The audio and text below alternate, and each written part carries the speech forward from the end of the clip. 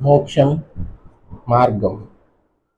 దేవుడు ప్రేమ స్వరూపి, పరిశుద్ధుడు, సృష్టికర్త, సత్యం, జీవం, సర్వశక్తి, నిత్యత్వం, సర్వవ్యాపకత్వం, మంచితనము అయ్యున్నవాడు. మరి మానవుడు పాపోహం పాపకర్మాహం పాపాత్మ పాప సంభవ త్రాహిమా కృపయా దేవ శరణాగత వత్సల అన్యదా శరణం నాస్తి తమేచ శరణం మమ అనేవాడు. మార్గం దేవుడు ఒక్కడే అని అందరూ అనుచున్నారు. అన్ని మత గ్రంథములు కూడా ఏకీభవిస్తున్నాయి. అయితే మరి దేవుడు తాను మనిషికి నియమించిన మార్గము కూడా ఒక్కటే అయి ఉండవలను కదా. మార్గము చూపించే గురువు. ఇప్పటి వరకు మనం అనేకమైన గురువులు ఈ భూమి మీద ఉన్నట్టుగా చూడవచ్చు.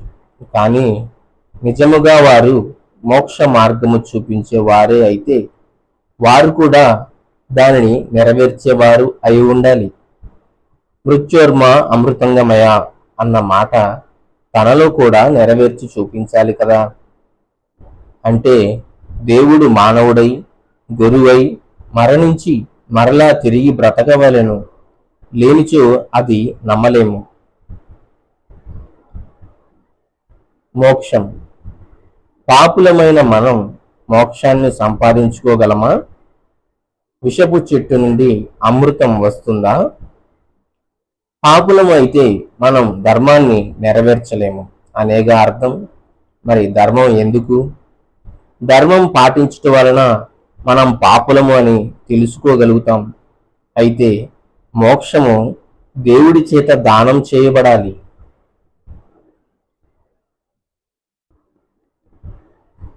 నెరవేర్పు.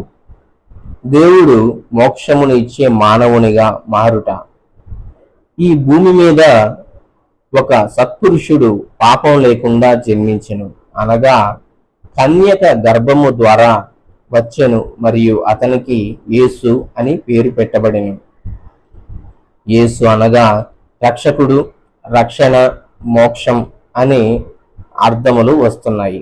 శబ్దములు మానవులను వారి పాపముల నుండి రక్షించి వారిని దేవుడు నియమించిన స్వర్గానికి చేర్చేవానిగా ఒక మార్గముగా ఇతడు జన్మించెను. తాను వెళ్లకుండా మనలను తీసుకుని వెళ్ళలేడు కనుక దేవుడు మానవుడై గురువుగా బోధించి ఆ బోధను తాను నెరవేర్చి, అనగా మరణంలోనికి కూడా ప్రవేశించి మృత్యుంజయుడై తిరిగి లేచి దేవుని వద్దకు ఆరోహణం అవ్వవలెను కనుక తానే మార్గం అవ్వగలడు. యేసు సిలువలో చనిపోయెను, అనగా దేవుడు నియమించిన దానిని తన మీదకి తెచ్చుకొని నియమించిన దానిని స్థిరపరచెను. ఎందుకు? మరణ శాసనం ఎక్కడ ఉండునో అక్కడ మరణ శాసనము వ్రాసిన వాని మరణము అవశ్యము. ఆ శాసనమును వ్రాసిన వాడు మరణము పొందితేనే అది చెల్లును. అది వ్రాసిన వాడు జీవించుచుండగా అది ఎప్పుడైనను చెల్లునా? మరలా జీవించెను. ప్రభువైన యేసు దేహము వారికి కనబడలేదు. ఇందును గూర్చి వారికేమీ తోచకయుండగా ప్రకాశమానమైన వస్త్రములు ధరించిన ఇద్దరు మనుష్యులు వారి యొద్ద నిలవబడిరి. వారు భయపడి ముఖములను నేల మోపి ఉండగా, వీరు సజీవుడైన వానిని మీరెందుకు మృతులలో వెతుకుచున్నారు?